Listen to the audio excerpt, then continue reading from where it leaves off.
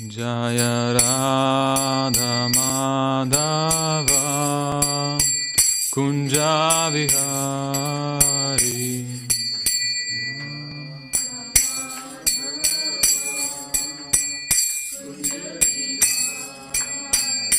Jaya Radha Madhava Kunja Vihari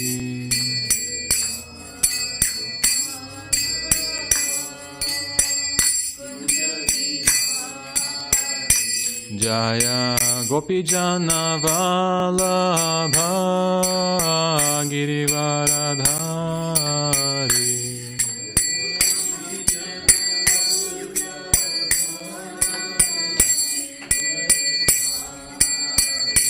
Jaya Gopijana Vallabha Girivaradhari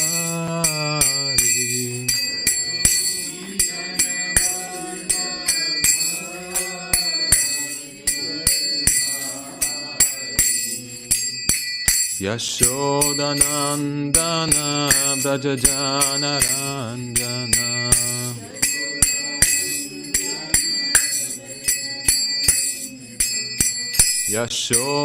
Yashodanandana Brajajana Ranjana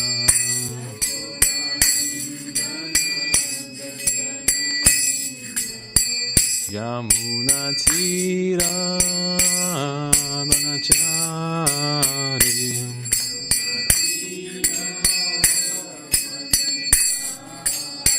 Yamuna Tira Vanachari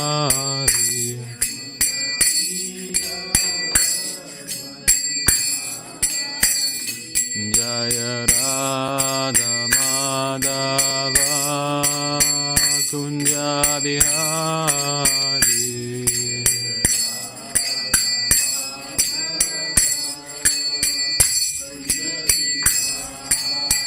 Jaya Radha Madhava Kunja Vihari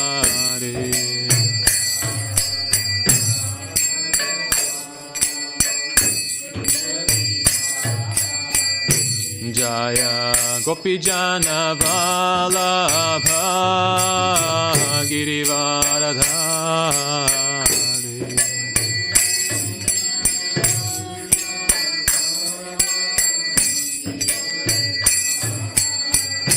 Jaya Gopijana Vallabha Girivaradhari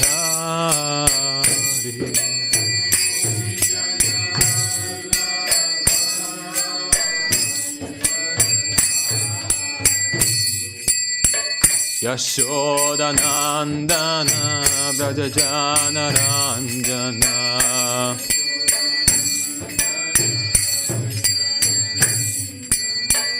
Yashodanandana Brajajana Ranjana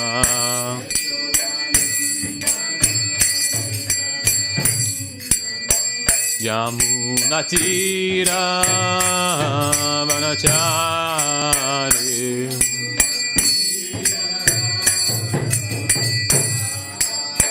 Yamuna Tira Vanachari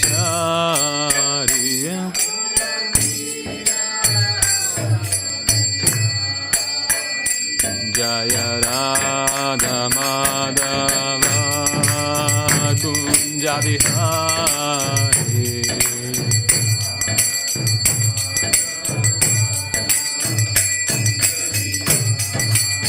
Jaya Radha Madhava Kunja Vihari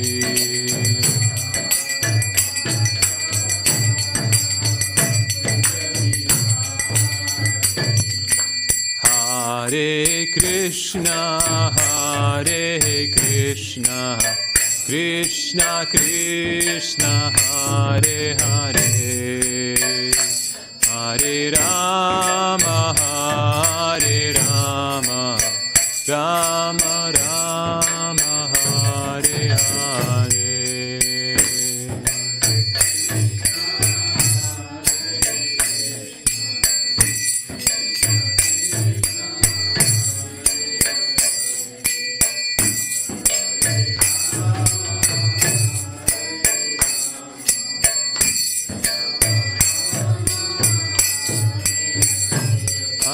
Krishna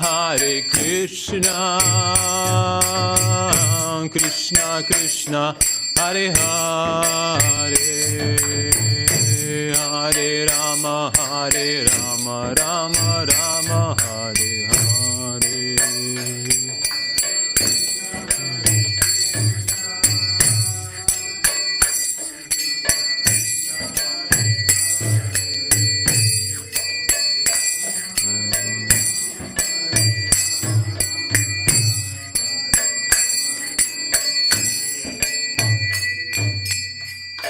Jai Om Vishnu Pada Paramahamsa Privrajikacharya Stotra Shatis Divine Grace Saisi Bhaktivedanta Swami Srila Prabhupada Ki Jai. Jai Om Vishnu Pada Paramahamsa Privrajikacharya Stotra Shat Srimad Bhakti Siddhanta Saraswati Goswami Maharaj Prabhupada Ki Jai. Ananta Kocha Vaishnava Vrinda Ki Jai. Namacharya Shri Haridas Thakur Ki Jai. Prem Shri Gaho Shri Krishna Chaitanya Prabhu Nityananda Shri Advaita Gadadhara Shivasadi Gaura Bhakta Vrinda Ki Jai. Shri Shri Radha Krishna Gopa Gopinath Shyama Kund Radha Kund Giri Govardhan Ki Jai. Shri Vrindavan Dham Ki Jai. Shri Mayapur Dham Ki Jai. Shri Jagannath Puri Dham Ki Jai. Ganga Maya Ki Jai. Muna Maya Ki Jai. Tulsi Devi Ki Jai. Bhakti Devi Ki Jai. Ananta Koita Vaishnava Vrinda Ki Jai. Grantara Srimad Bhagavad Gita Ki Jai. Shri Harinam Sankirtan Yagya Ki Jai. Shri Shri Radha Giridhari Ki Jai. All glories to the assembled devotees. Hare Krishna. All glories to the assembled devotees, Hare Krishna. All glories to the assembled devotees, Hare Krishna. All glories to Shri Guru and Gauranga. Om Namo Bhagavate Vasudevaya.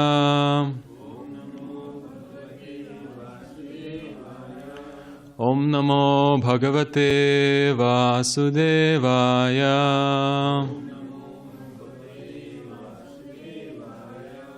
Om Namo Bhagavate Vasudevaya.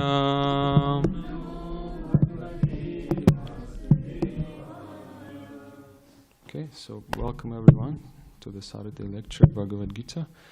We're going to be reading from chapter number 5. And I'd like to also congratulate everyone for the glorious Shivaratri. I'm sure everyone is celebrating. And I wanted to recollect just the small pastimes from Srimad Bhagavatam. There's actually a nice text in the 12th canto that describes that just as the Ganga is the greatest of all rivers, Lord Achyuta is the supreme among deities of the Lord. And Shiva is the greatest of Vaishnavas. And also it speaks that Srimad Bhagavatam is the greatest of all Puranas, Amala Purana, the spotless Purana. And as we know that Srimad Bhagavatam is free from any contamination of material modes of nature.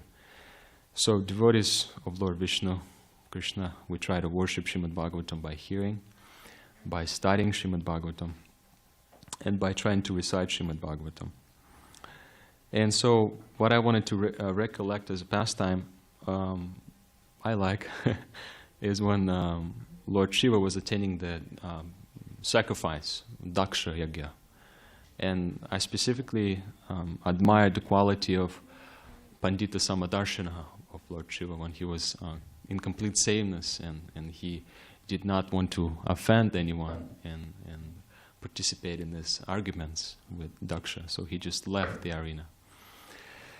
And so yeah, when Daksha was entering the arena, Lord Shiva was in absorption and meditation of Lord Vishnu. And therefore he, being less senior to Daksha, he didn't get up to offer his obeisances. And Daksha got mad and he started, actually his eyes were red of madness, and he started saying that, Lord Shiva, look at you, your body is full of ashes and you always surrounded by different rakshasas and different ghastly creatures. So what kind of a person are you? And besides, you married my daughter, so you should offer obeisances to me, respects, but you didn't even do that. And also I like the pastimes of Lord Shiva when he was instructing the pratyāhāras and offering beautiful prayers to Lord Krishna. And it's also very amazing. He was saying that, O Supreme Personality of Godhead, all glory is unto you. You are the most exalted. You are worshipable by virtue of all perfect instructions. You are the super soul, and therefore I offer my obeisances unto you. My dear Lord, you are the topmost of all bestowers of benedictions, the oldest and supreme enjoyer among all the enjoyers. So definitely Lord Shiva is the greatest Vaishnava, because he recognizes the position of Lord Vishnu and sees him as the worshipable Lord, the supreme enjoyer. But now we're going to start speaking about this chapter number 5. And I think I thought that we could all read together. But before we start reading together, I thought of kind of introducing where we are in Srimad Bhagavad Gita. This is chapter 5, Karma Yoga and Krishna Consciousness. Bhagavad Gita is divided into 3 parts. First part is Karma Yoga, Yoga of Action. And then second part is we have Yoga of Love, Bhakti.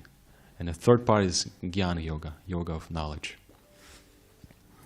And so the righteous activity, it elevates us and purifies us of karma. And so Karma Yoga, Nishkama Karma Yoga, helps us to get purified. And like in Bhagavad Gita, Krishna says that karmani vadikaraste, ma paleshu kadachana, that you have a right to perform your prescribed duties, but you cannot enjoy the fruit.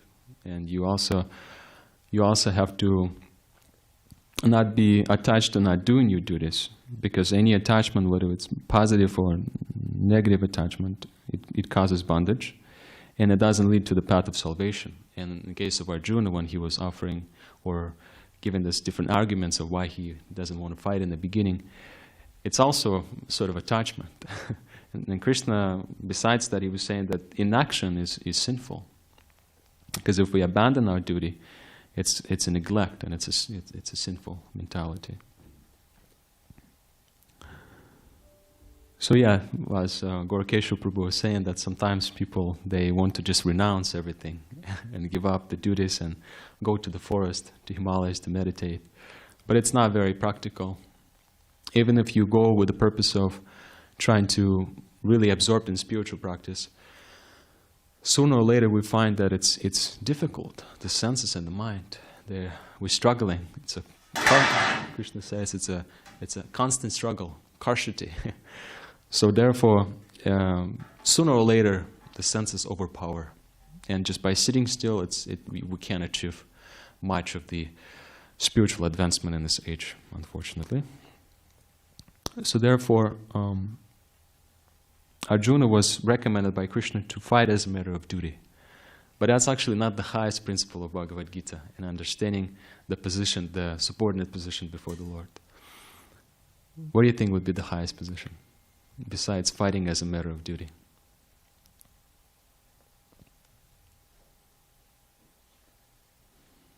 You can take a guess. Your question, please, again. So, Krishna was advising Arjuna that he should participate in a battle as a matter of duty, because you're kshatriya, you're a fighter by nature. But then in Bhagavad Gita we learn that actually Arjuna is going through a transformation of character, and then at the end he says that, well, Krishna is also saying that, but there's a much better reason why Arjuna should fight. What do you think it is? If anyone would like to say. Mm-hmm. And dharma means that I'm doing the right thing, and I understand that actually I love Krishna. I'm doing dharma, and I come to understand more and more of who Krishna is, who am I before Krishna. So fighting, eventually Arjuna, he doesn't just want to fight out of duty, he fights out of love, because he loves Krishna so much. So that's the highest. And so therefore the first part of the Bhagavad Gita deals with this nature of action, how to act in such a way that we become purified and eligible to become attracted to hearing about Krishna. Hearing and Shravanam, Kirtanam, glorifying, speaking about Krishna to other people. So by acting properly, we gain piety, and that piety helps us to be attracted to hearing, to Shravanam, Kirtanam, Vishnu, Smaranam, Parasevanam. And even though we might be attracted to hearing, to Shravanam and Kirtanam, We in this material world where everything is always changing, there's a time factor, there's gunas, So to be stable in this practice is also very difficult, very challenging for all of us on a different level. So therefore, we should utilize our human form of life to study, to read scripture, and by gaining knowledge of Krishna, by situating in knowledge of Krishna, then it can help us to be more stable. And besides, we should also accept the spiritual master and hear from him very attentively and submissively. So therefore, like this, we can be more stable, and we should look at all these things, all the objects of material life, as a way that we can use it for serving Krishna, dovetail everything, yukta vairagya. Because if we looked at the objects from the sense of enjoying them, Krishna says in the second chapter, daito vishaya pumsa, that these objects they delude us completely. We become lusty, become attached, lusty, we become angry, and then we dilute it, and then we fall down eventually to this material pole, being stuck in this ocean of birth and death. Mritu samsara sagara, ocean of birth and death. So, and Srila Prabhupada gives a nice example that also these people who are renounced, they're so renounced, they fast, they look at everything as this matter, I should give it up. So even if they see foods, prasadam, food offered to Krishna, they also say, no, I'm not going to eat this. But devotees, of course, they utilize everything, all the material things, including their words, their intellect and mind, everything, just for the service of Krishna. And then they can take pleasure in enjoying prasadam, honoring prasadam. For this example of Srila Prabhupada. And so the third part of the Bhagavad Gita deals with knowledge. It speaks about the precise characteristics of this material energy, material nature, living entities, how we have this field of activities, the kshetra gyan, the soul, the super soul, and how the gunas work, then how Purushottama Yoga, the banyan tree that we attach, the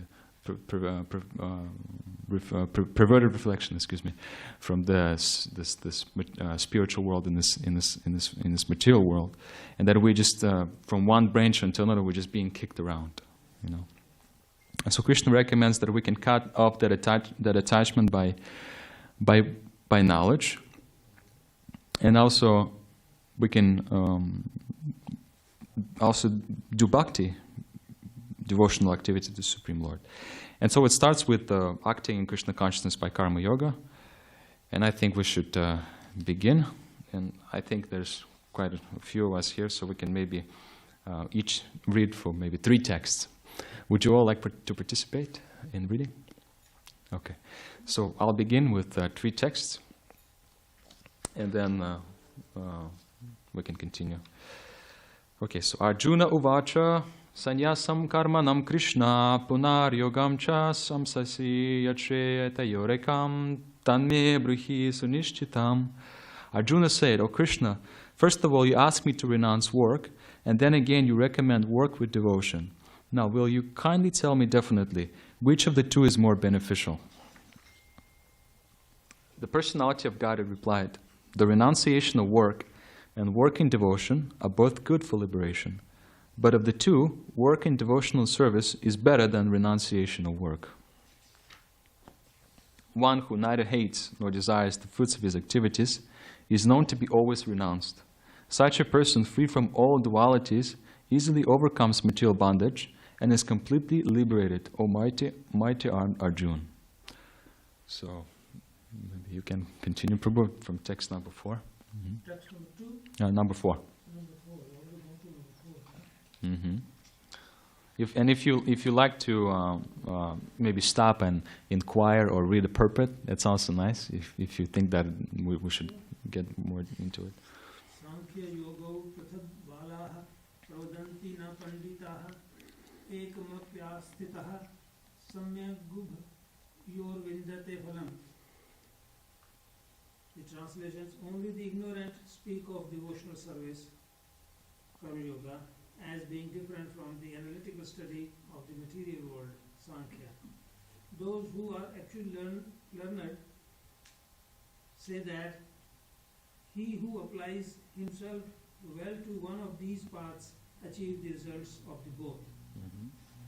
So the purport by Srila Prabhupada, the aim of the analytical study of the material world is to find the soul of existence. The soul of the material world is Vishnu, or the Supreme Soul. Devotional service to the Lord entails service to the Super Soul. One process is to find the root of the tree, and the other is to water the root. The real student of Sankhya philosophy finds the root of the material world, Vishnu, and then, in perfect knowledge, engages himself in the service of Lord. Therefore, in essence, there is no difference between the two because the aim of both is Vishnu. Those who do not know the ultimate end say that the purpose of Sankhya and Karma Yoga are not the same, but one who is learned knows the unifying aim in these different processes. We don't have to read all the purports, but maybe the ones that particularly attract us. But you can probably continue with different next text. Number 5. Yeah, you may, yeah, but maybe 3 texts each of us. Yat sankhyeha prapyate sthanam tadyo gairapi gamyate ekam sakham cha yogam cha yah pashyati sa pashyati. Translation: one who knows that position reached by means of analytical study can also be attained by devotional service, and who therefore sees analytical study and devotional service to be on the same level, see things as they are. Oh yeah. Yeah, we can use the mic also. Thank you.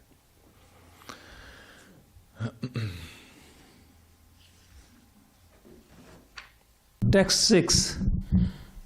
Sannyāsastu mahabāho dukh māptu yogtaha ma yogtaha yog yukto munir brahma na chirenādhi gacchati. Translation: merely renouncing all activities yet not engaging in the devotional service of the Lord cannot make one happy. But a thoughtful person engaged in devotional service can achieve the Supreme without delay. So, Matsuji may continue. Or Text 7. Yoga yukta visudharma vichudama jitendriya sarva bhutama bhutamaya kurvam api na lipiyata. One who works in devotion, who is pure soul, who controls his mind and senses, is dear to everyone, and everyone is dear to him. Though always working, such a man is never entangled.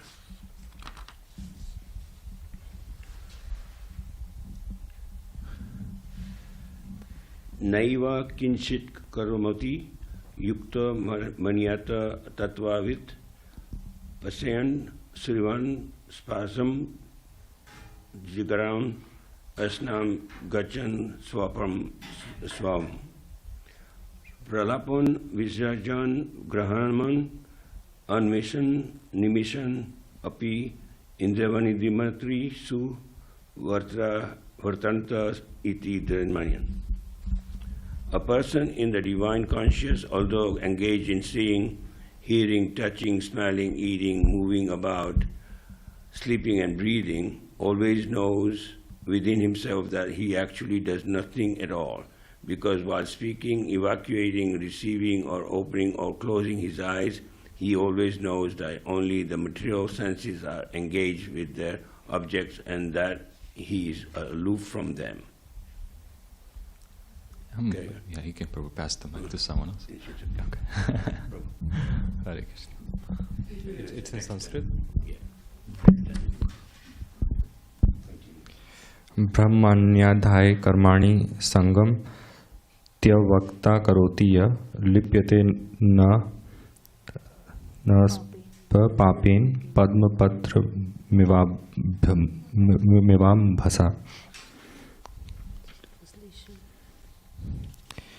Brahmani unto the Supreme Personality of Godhead, Adhya, resigning, Karmani, all works, Sangam, attachment, Tyaktva, giving up, Karoti, performs, Ya, who, Lipyate, is affected, Na, never, Sa, he, Papin, by sin, Padma, Patram, a lotus leaf, Aiva, like, Ambhasa, by the water. One who performs his duty without attachment, surrendering the results unto the Supreme Lord, is unaffected by sinful action, as the lotus leaf is untouched by water. Next. Yeah. Kayen mansa buddhaya kevlairindri yerapi yogina karma kurvanti sangam tyavaktatma shuddhe. The yogis, abandoning attachment, act with body, mind, intelligence, and even with the senses, only for the purpose of purification.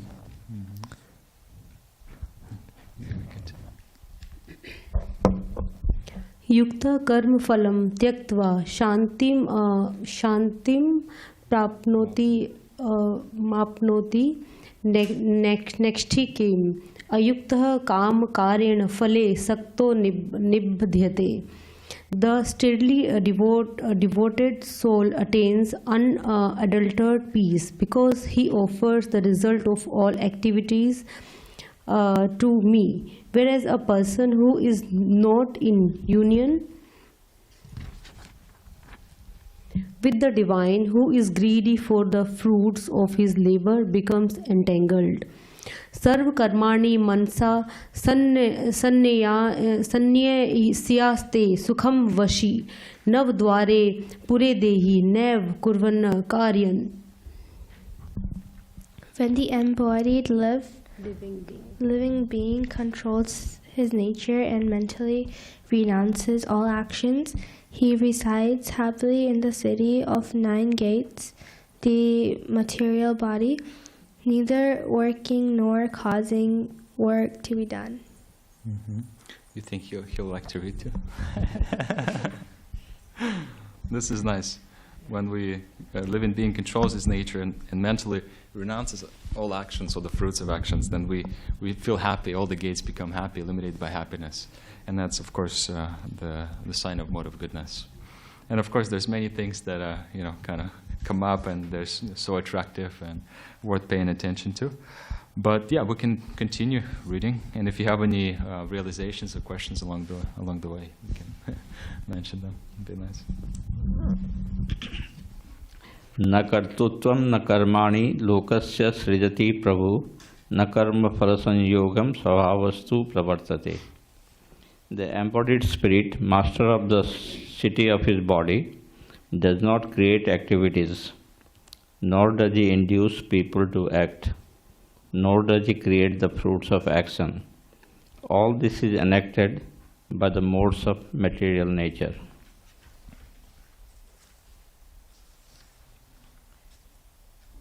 नादत्ते कस्यचित् पापं न चैवं सुकृतं विभु अज्ञानेन आवृतं ज्ञानं तेन मुह्यति जन्तवः.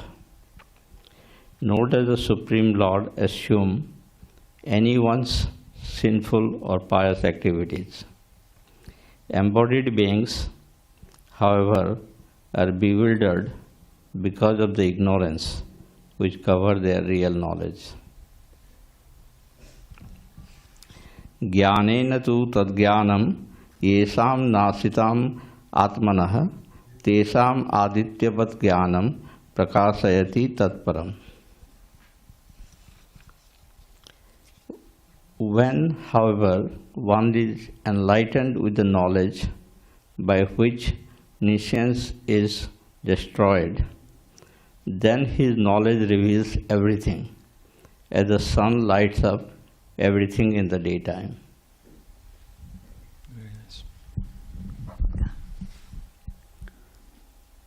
Tad buddhyas tadatmas tadnishthas tadparāyāma gochanti apuna avritam janana niruddhata kamlas.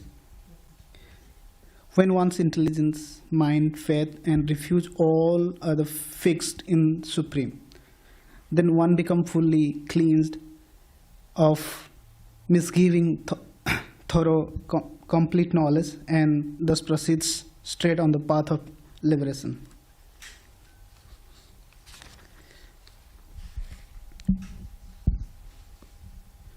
Vidya Vanaya Sampane Brahmane Gavi Hastini Sunika Iva Sapaka Ka Pandita Samadhasina.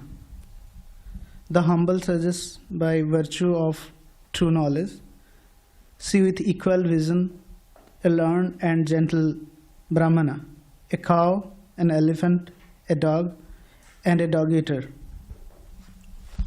Thank you.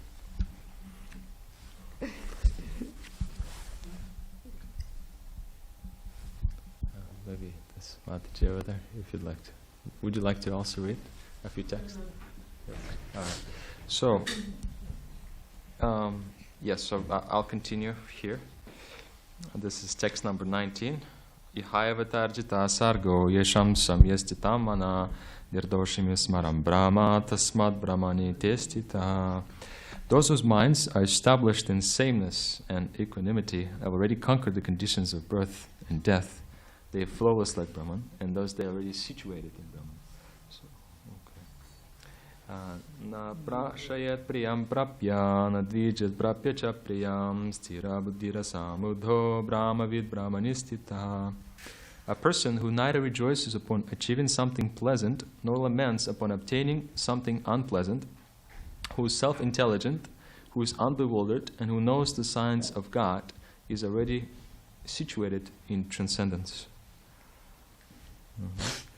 And the next one, Bhayasparshash asaktatma vindatyatmani yatsukam sabhrama yoga yuktatma sukham akshayamashnute. Such a liberated person is not attracted to material sense pleasure, but is always in trance, enjoying the pleasure within. In this way, the self-realized person enjoys unlimited happiness, for he concentrates on the Supreme. So this is a nice section, starting from text number 17.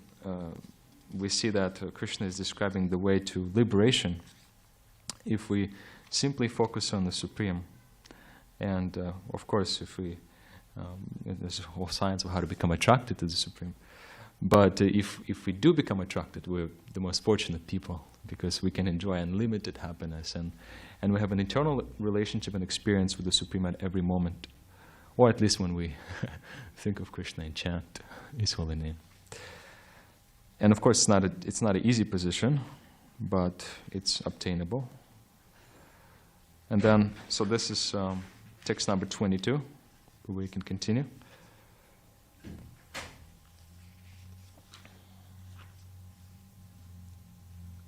Yeah, he's samsparsha. Huh? Oh, I'm sorry, I had the microphone.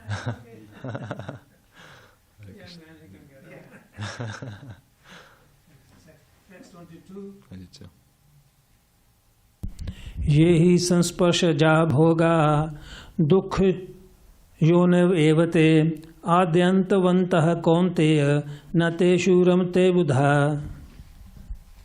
An intelligent person does not take part in the source of misery, which are due to contact with the material senses. O son of Kunti, such pleasures have a beginning and an end, and so the wise man does not delight in them.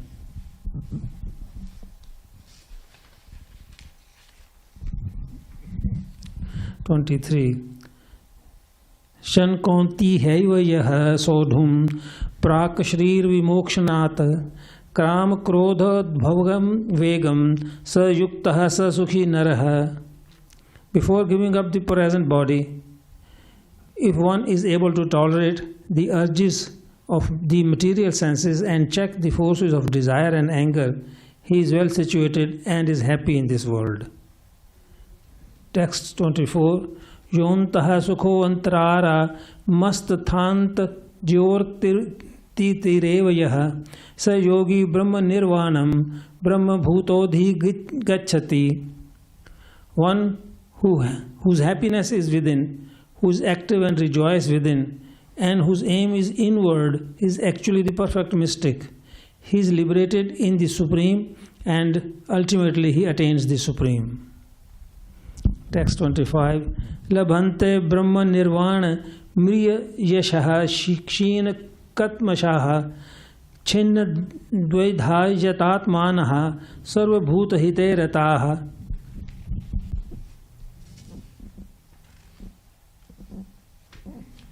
Those who are beyond the dualities that arise from doubts, whose minds are engaged within, who are always busy working for the welfare of all living beings, and who are free from all sins, achieve liberation in the Supreme. Text 26. We're almost done. This is only 29 texts. Thank you for participating. Text 26. Karma krodha vibhukartaram yatinam yata sesasam abhiyuto brahma nirvanam vartat vidrutatarmanam. Those who are free from anger and all material desires, who are self-realized, self-disciplined, and constantly endeavoring for perfection, are assured of liberation in the Supreme in the very near future. Text number 27 and 28. Spasam karatva bahir bahanam kakas kaivantar burva prasad pranapanam samo kartva nasabi yantram katrinam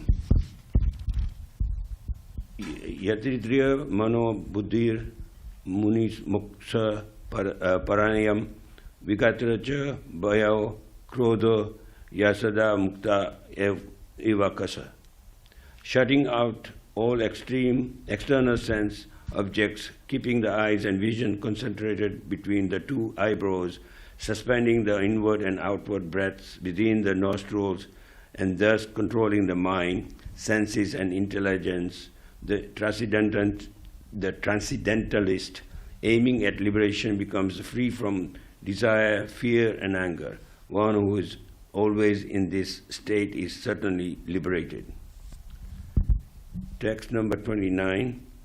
Bhaktaram yagna tapasam sarva loka mahavisaram sudratram sarva bhutaninam gnatva mam santim rachita. A person in full consciousness of me, knowing me to be the ultimate beneficiary of all sacrifices and austerities, the Supreme Lord of all planets and demigods, and the benefactor and well-wishers of all living entities, attains peace from the pangs of the material miseries.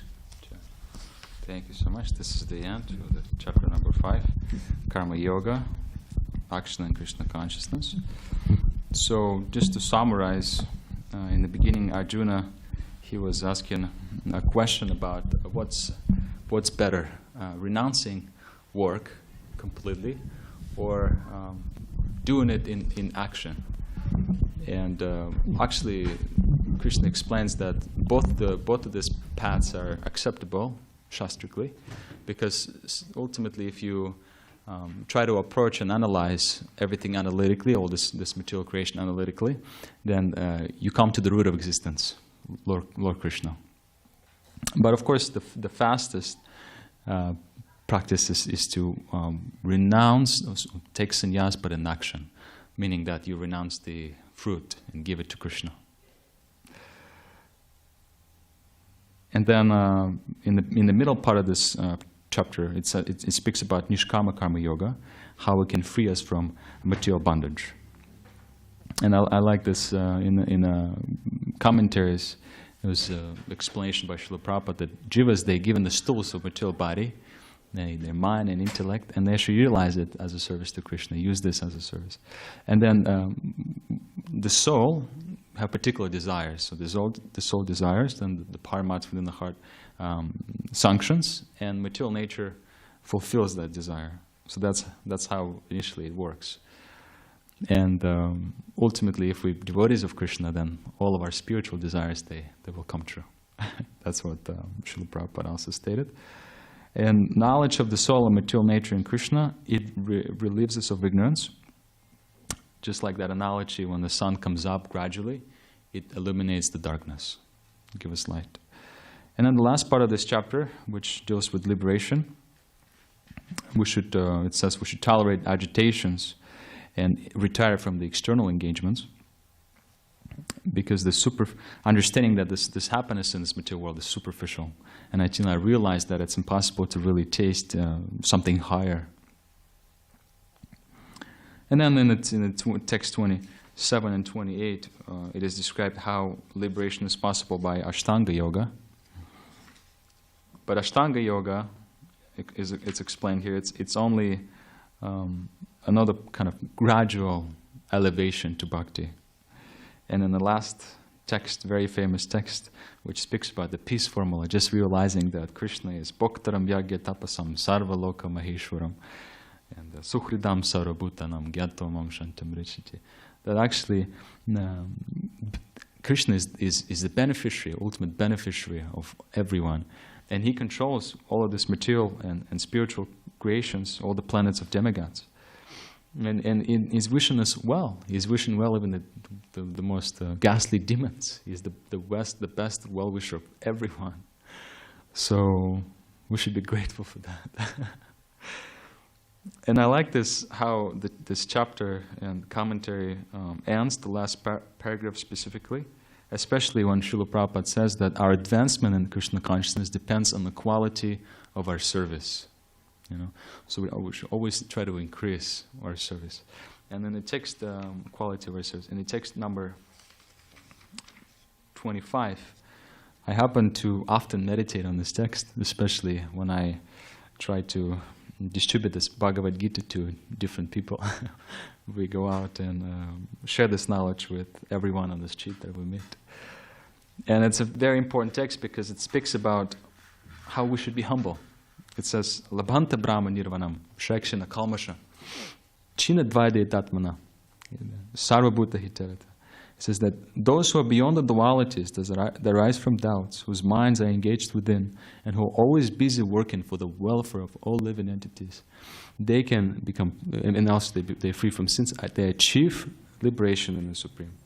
And specifically, what I like to point out here is that when we try to help people revive their spiritual, their Krishna consciousness, it's the best welfare activity, reminding people of Krishna. Because, yes, there's different material comforts and even technology to help us to solve our health issues temporarily. They don't really help us extensionally. They only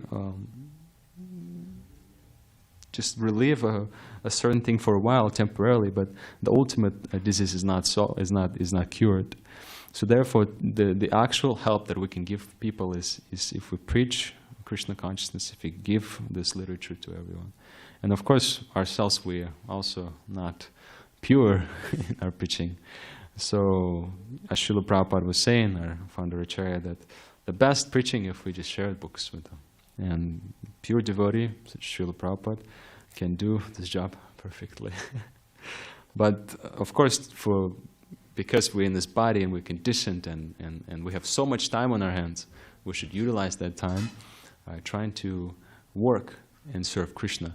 And the whole purpose of Nishkam Karma Yoga is, yes, we have our family and we have to take care of the family needs by going to work and by acting and facing the material energy.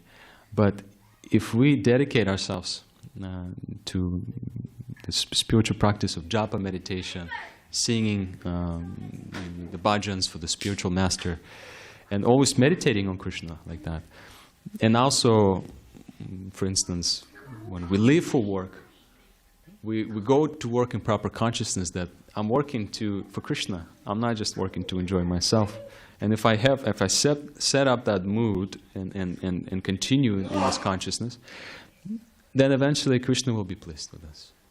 So therefore, that's the purpose of karma yoga, nishkam karma yoga. Yes, to give everything to Krishna, recognize that He's the authority, I'm His subordinate service, and then by devotional service, Srila Prabhupada says in the last sentence of this chapter, which alone can award peace to the human being.